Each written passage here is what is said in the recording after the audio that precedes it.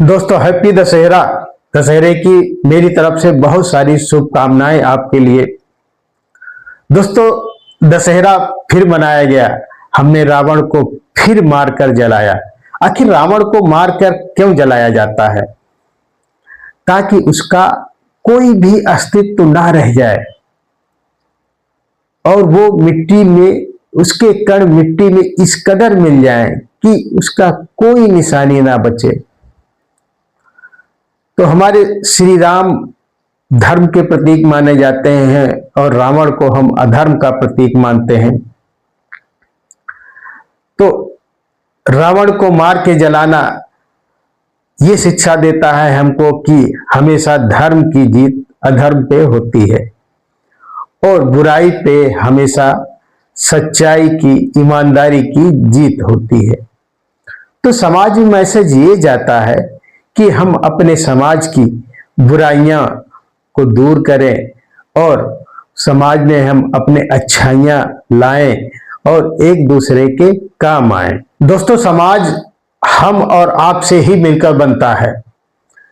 अगर हम लोग ये ठान लें या हम अपने अंदर कुछ ऐसे बदलाव ले आए कि जो समाज के लिए अच्छे हों, अगर हम में से हर एक आदमी समाज के लिए अच्छा सोचने लगे, कुछ अच्छी चीजें करने लगे, तो धीरे धीरे समाज जो कि हम लोगों से मिलकर बनता है उसमें बुराई अपने आप इरेडिकेट हो जाएगी, सारी अच्छाइयां होंगी। और जब समाज में बुराइयां नहीं होंगी तो राम राज एक बार फिर आ जाएगा और हमारे बुजुर्गों का कहना साकार हो जाएगा। हम अपने मन में निगेटिव विचारों को अगर निकाल के धीरे धीरे दूर करें और अपने मन में, ब्रेन में पॉजिटिव विचारों को लाएं, तो इससे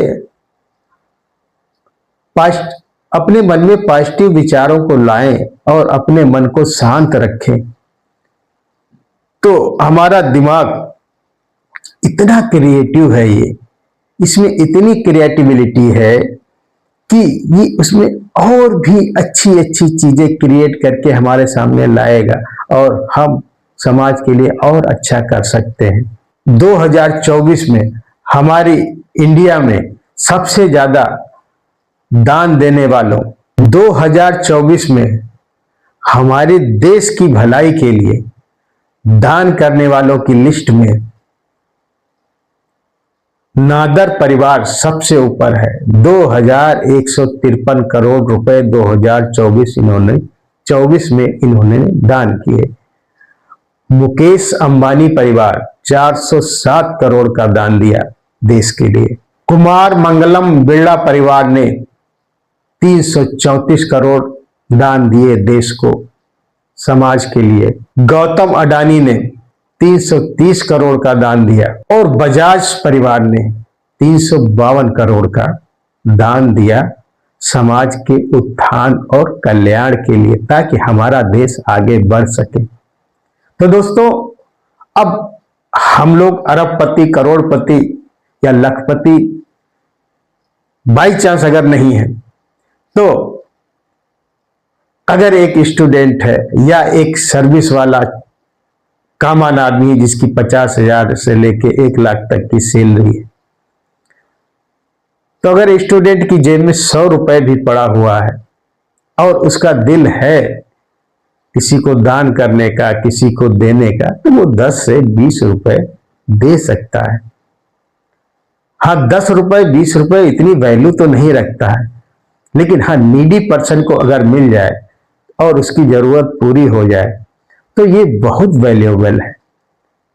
जैसे सपोज दैट कि मान लिया कोई भूखा है जिसको आपने देखा, वो शर्म से आपसे कह नहीं पा रहा है, या फिर किसी ने आपसे कह दिया और वो भूखा है, तो आप कम से कम 20 रुपए में नहीं कुछ तो कम से कम 2 रोटी और 2 पूड़ी उसको खिला सकते हैं। इससे पहली बात तो आप के अंदर पॉजिटिव विचार आएंगे,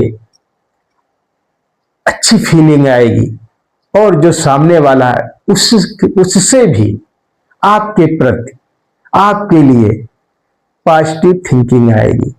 अब वो एनर्जी जो पॉजिटिव एनर्जी निकलेगी और जो आपके अंदर क्रिएट होगी, तो आपके अंदर पॉजिटिवनेस बढ़ जाएगा और आपका मन शांत होकर बहुत क्रिएटिव हो जाएगा। हमारे देश में होटलों पे और दुकानों पे छोटे छोटे बच्चे काम करते हैं।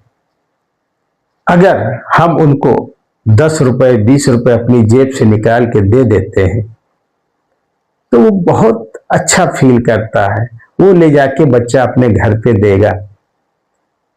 तो इस प्रकार से हम छोटी अमाउंट भी डोनेट कर सकते हैं। हाँ, अगर आप सर्विसमैन हैं, 1500 रुपए डोनेट करना चाह रहे हैं तो उसके भी बहुत तरीके हैं। अपने छोटे से कंट्रीब्यूशन से हम अपने मन में पॉजिटिवनेस ला सकते हैं, पॉजिटिव विचार ला सकते हैं और अपने मन को शांत रख सकते हैं, ये छोटे से कंट्रीब्यूशन से जो हम समाज के लिए करते हैं।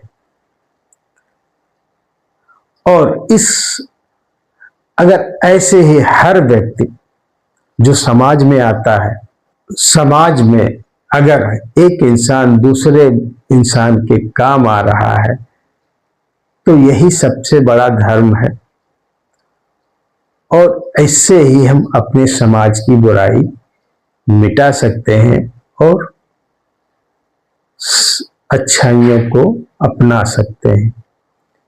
तो दोस्त, अगर ये वीडियो आपको अच्छा लगा हो तो इसे लाइक करें, सब्सक्राइब करें और शेयर करना ना भूलें। थैंक यू दोस्त।